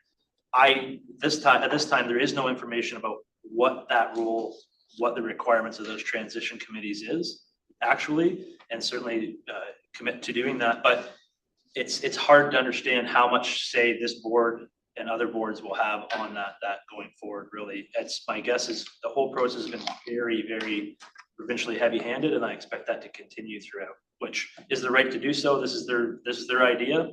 It should be, but at the same time, my fear is that the whole time is that local knowledge and that CA knowledge may not be transferred up and lead to a greater outcome in the end. And that's the most important thing I worry about is making sure that those relevant information and those nuances between different conservation authorities as they merge is captured, and so it can be effectively managed. And I'll turn it over to the board. Sandy. Thanks, Mr. Chair. Question, a comment, and then moving a recommendation. One of the things the minister's direction and letter talks about is having to get approval to hire a replacement at a senior level. And I know Teresa is one of those people at a senior level who's let us know that she's planning to retire. Do we need to ask for authorization to replace that position now to be able to get it in place in time? Or is the plan to go with an acting or something in the interim and wait until the transition is completed? Yes, through the chair. I just say that there's a couple of balls in there that we're looking at maybe better structurally for our organization. So I'd rather have a broader package to have. Hey, these are a few things that we need to fill vacancies in leadership roles and departments so that it's a more comprehensive view of the need and to support why it's functions for the authority now and even into the regional structure. So I think just giving us a little bit of time to kind of put together a broader plan. So it's one approval that we're asking for rather than multiple requests as different positions. Yeah, and I appreciate that. I just caution that there isn't a lot of time and there's so many other things on your plate. So in any case, and the comment was, I appreciate understanding that we've communicated this stuff to the cottagers. So they're aware of some of the direction, well, there's already been a board direction, but also what's coming down the pike from the province. So I see Brent nodding, so I appreciate that they've been kept up to date. So really the last thing I'd like to do is move the recommendation that the board of directors receive the report for information, appoint the general manager, Tracy Annett, and Chair Brian Petrie to the transition committee. Well, hopefully there's a seconder for that. Skylar, second. Discussion? I have a question for staff. And I agree with your comment, Tracy, that there's a ton of information in here, and I appreciate that. It's very well.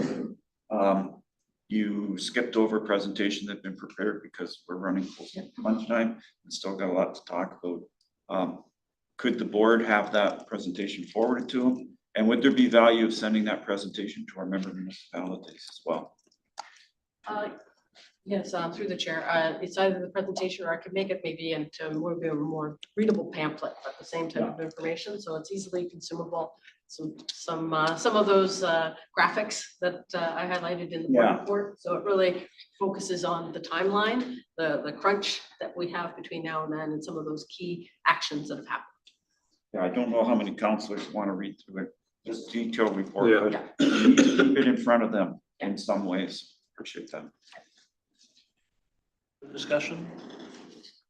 Yeah, through the chair, I guess to tie on with Paul's last comment,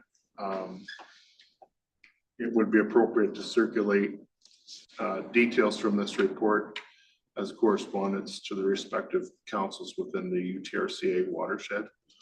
By submitting it as correspondence, it gets onto a meeting agenda proper. I don't know if we need an amendment. Staff gonna take this. I can take staff direction. Okay. to do that. Yeah. That would be practice. my advice. Thank you. Yeah, and I don't know whether to thank the board or not at this point. Again, and that's one of the problems is I think that, you know, there's no,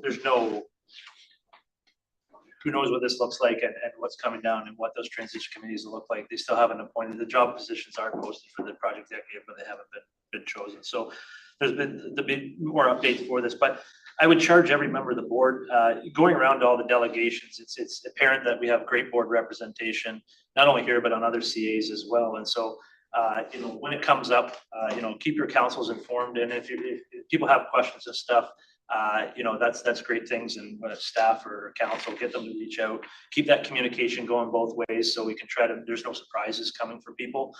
Especially if you're upper member, happen to be a ward or something like that. You know, those upper tier and single tiers are important. They're going to be affected as well, not budgetary this year, but with that sort of item, as I know staff will be that as well, but it all helps get that down. So, and certainly I think that we'll probably see this on a monthly basis. So when things are coming and we can keep that information flowing to do our part. Any other further discussion? All in favor? That's carried. Tell my wife to go back. So now we have looking for a motion to go into camera 7 under section 7. That the board of directors adjourn to closed session in camera in accordance with section C.12 of the UTRCA administrative bylaws, discuss litigation affecting the authority. Second for that, Dean and Skylar. Discussion. All those in favor? Opposed?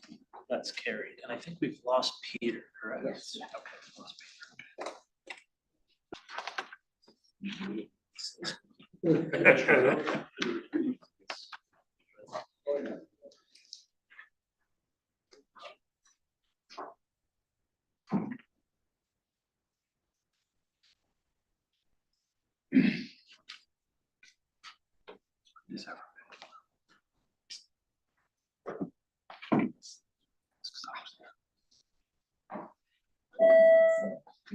Session all done, closed session now over.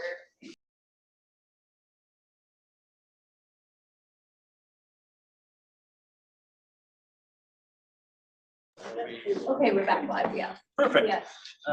Certainly I can report that the board received verbal updates from staffing regarding a case before both the OLT and deal with litigation affecting Essex Street. So with that, we'll go to reports for information.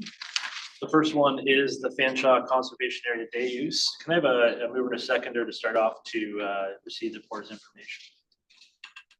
George and Skylar. And discussions or questions? Through you to staff, very interesting report. Noted that there's still a bunch of work to be done on it. On the timeline, will this be able to be included in the 2027 budget? And the reason I ask is this is important to us, but it may not be important to the new agency. So it'd be nice to get as much of this in the budget ASAP. Yes, through the chair, to your question. What we have in the 26 budget is proceeding forward as planned, and what we already have tentatively in the 2027 budget will remain. We will try and add in as much as we can to get that done. What we have planned is infrastructure work, water lines, roads, pedestrian pathways and connections, and a playground. What we don't have in there is the other items such as splash pad, which is quite significant, and with the cap on the budget piece from the province, probably going to be a 2020 and beyond. So we're going to do as much as we can this year as planned and as well. Yeah, thanks, Brian. Further discussion? All in favor? Opposed? It's carried. 8.2, section 28 status report. Mover and a seconder for that report information. Sandy and Mark. Discussion? All those in favor? Opposed? That's carried. And project status update. Mover and a seconder to receive that. Jim? And Dave. Discussion on that. None. All those in favor? Opposed? That's carried. And the Thames River Current May edition. We were the second to receive that as information. George and Jean.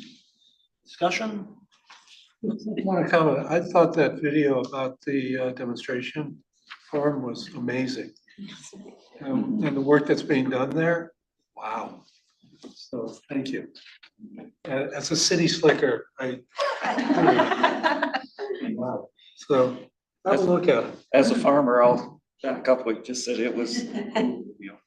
Get Sandy a cowboy hat and some rubber boots. Yeah, get them. That's a stereotype. It's a good one. They're handy. All those in favor? Opposed? That's carried. And that takes us to reports committee update, which is 8.1, which is the financial and audit committee meeting.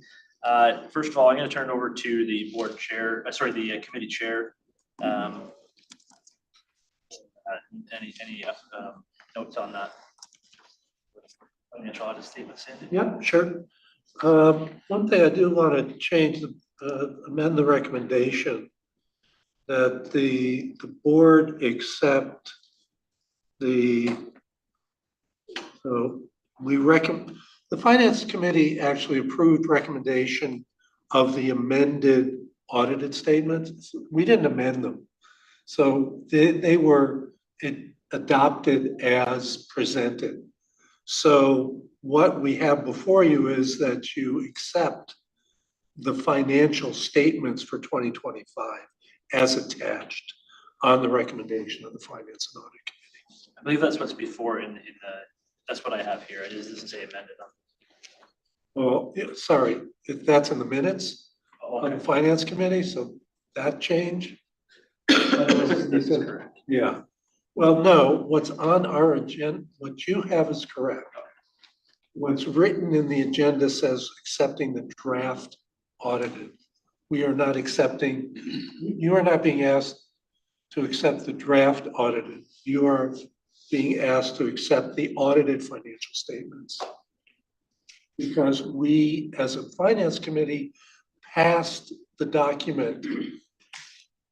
So it became final as opposed to draft. So you want to remove the word draft? Correct. Okay. Is there anything else? Yeah, I just want to highlight a couple of things before there might be questions about it, but that might be helpful. That there were some reasons for differences between budget and actual that board members may be curious about. One of the items is in the statement of operations, we expected more WECI money that didn't come in at the time. So there is a difference between $3 million and $1.5 million between budget and actual. And the explanation being simply timing. There's also in ultimate difference between budget and actual in terms of revenue was two things, and Christine can stop me if I've gone too far, is gains on our investments, which was good, and two was the WSIB revenue. So those were things that were not expected to come in, that did come in. So that's a big reason why you see a bigger annual surplus than what was budgeted originally. Also, there's been some delays in approving payments through the phosphorus program from the Canada federal funding. And actually some of the take up in 2025 was less than we kind of budgeted for.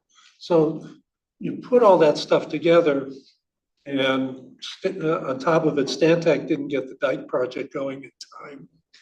So you put all those things together, and we have a nice budget, but the actuals vary quite significantly. So after that introduction, happy to answer any questions about it. And Christine can help me if I'm making mistakes. Absolutely, and I'm sure that not only today, but always Sandy and Christine are open to questions about this and any other financial report as well, if people have other ones. But any questions today?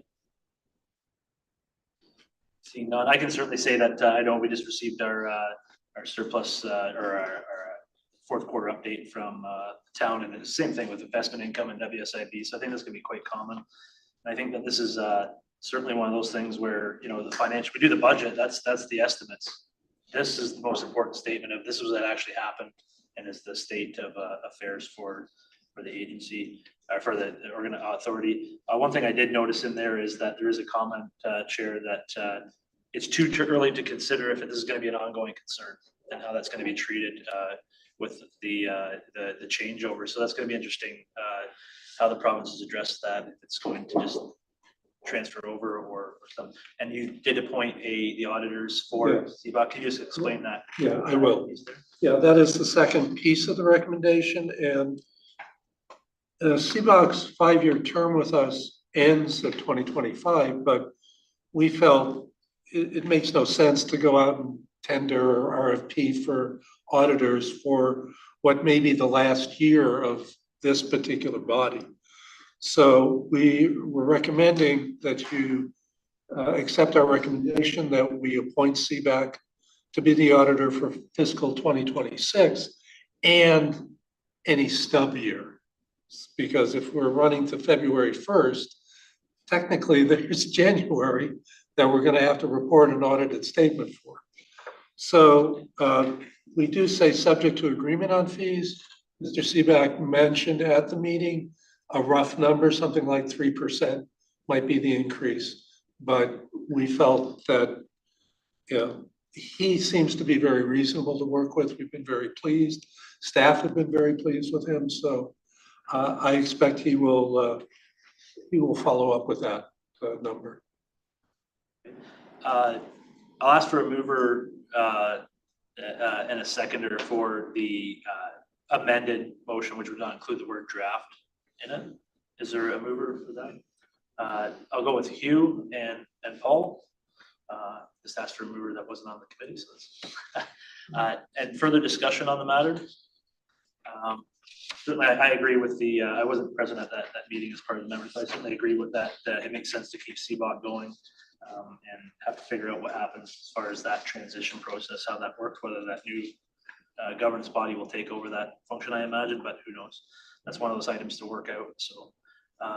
But I think the committee's work and certainly Christine's work and everybody else's work that goes into making real things into numbers. You know, this is the, like I said before, this is what happened this is the story that did happen. The budget's one that you're trying to estimate's gonna happen.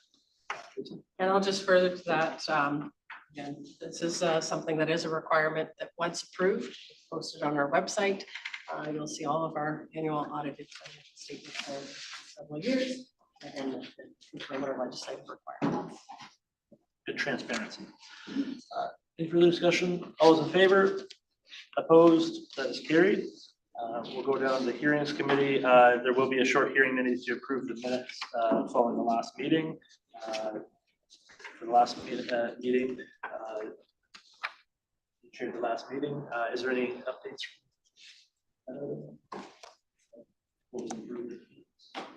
No. Okay. No further updates. Excellent. And always board members are welcome to.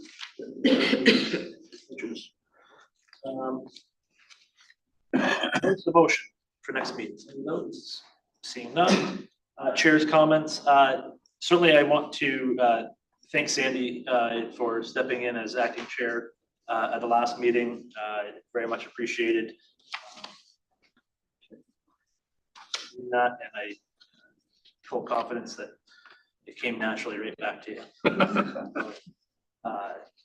And I just want to say that I appreciate the warm welcomes that I've got from all the council that visited. I'm just about through them all. I have Stratford tonight and West Perth, I believe, and hopefully in June. So it's great to see again all the knowledge that's been built up from elected officials serving on different conservation authorities and coming forward, and certainly the same feelings over and over again of why is this happening? What is happening? And how this is going to affect municipalities and really the loss of local voices at the table and without the say. So certainly, again, I want to thank all the members of this board and all the work you do to try to keep your councils informed. And certainly those information going forward from this board is important because this is happening. And so I do want to thank people for. And when it comes to that stuff, so it's great to see all these different council chambers. Right now, the winner is Middlesex County meeting in the old courthouse in downtown. Oh, yeah, yeah. It's pretty cool. And so I'll turn it over to members' comments. Not a comment, but a quick question to staff that wasn't on the agenda. And since the last meeting, there's been a couple of newspaper articles about Upper Thames registering 2,114 acres with Canada's 30 by 30 project, and the 16 properties will be added to the Canada Protected and Conserved Areas database. Now, I try to pay attention to what's going on, but I couldn't recall the board either being consulted or informed about this. It was brought to my attention by a coworker who asked me, and I was kind of embarrassed that I didn't know what was going on. So two-part question is, why wasn't the board consulted or at least informed before this went out to the public? And are we going to get a report in the near future about what this involved? Because it seems pretty important if it's been put out on press releases. Yes, again, and I know Brett wanted to talk about it, but his daughter's running a track and field race today. So big time of year for that. But anyway, I could just share that, yeah, when it comes to identifying some of these, our natural areas and our properties, identifying those back to an initiative by Conservation Ontario and in partnership with Ontario Nature started back in 2024. It's really more of a centralized database to recognize where we have significant areas. So it's kind of been this silver, and I guess you would say, when we found out that yes, these initiatives also align with the federal initiatives at 30 by 30. Certainly can bring a broader report back on the federal program and what that means. But really the intent is just to assess, recognize, and celebrate conservation efforts and stewardship work already completed on Upper Thames owned lands. So really it's kind of that centralized database coming to a recognition. So just finding out about this recognition and wanting to celebrate it. We've seen in some of the newspaper reports, but I think Brett's happy to bring back a broader report on that next month. That would be beneficial because like I said, I was asked about it. I didn't understand what it was about. And it's unusual that staff hadn't filled us in and stuff like this before it goes out to the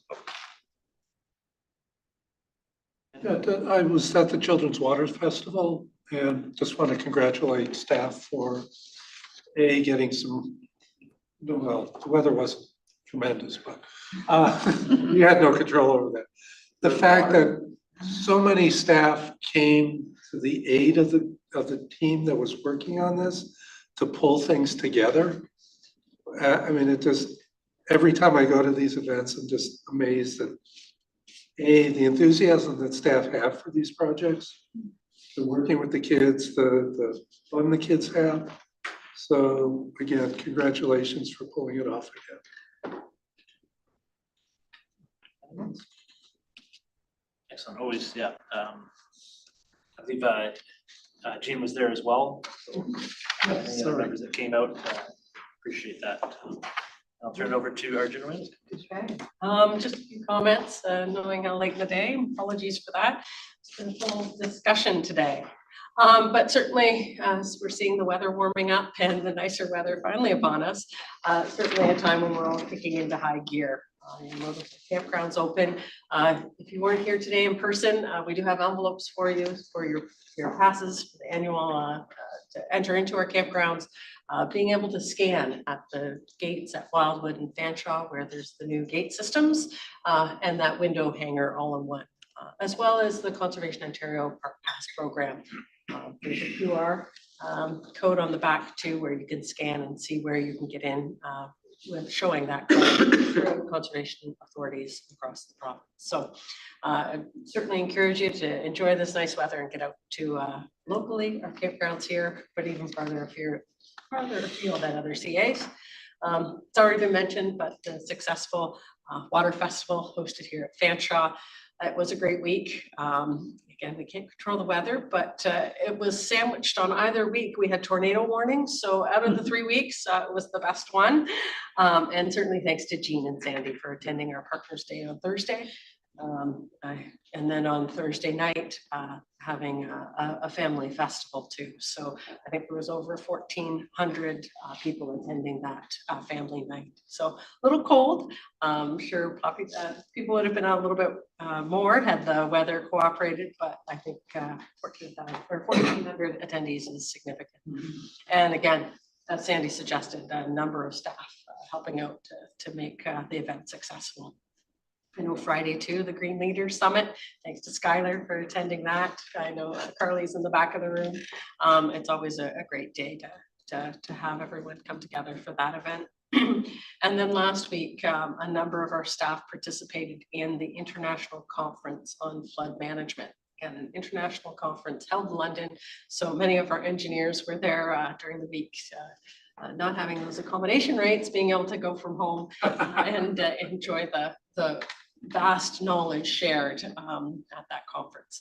And then on Saturday, leading tours with our education staff and our engineers about what we're doing here at Fanshawe Dam, down at West London Dyke, and partnering with the Lower Thames Valley Conservation Authority to describe what happens south of London as you go through Chatham and the very different water management and flood control structures. So I think a great opportunity to collaborate and share something unique. There you go. I'm sure you'll get further updates in the next month's Thames River Current, but just let you know that this is a busy time and there's lots going on. And that staffing complement jumping as summer's here with our students hired, our land surveyors starting. So you may see some new faces, all seem to be very eager to be here for the summer. So just as well wanted to say that we're continuing to have regular meetings and provide updates to each other with the UTRCA West GMs, and I'll be continuing to provide updates as we get more information as the transition progresses. That's all I have. Okay. Adjournment, Skylar. And one more. Discussion. Favor, opposed. Thank you very much.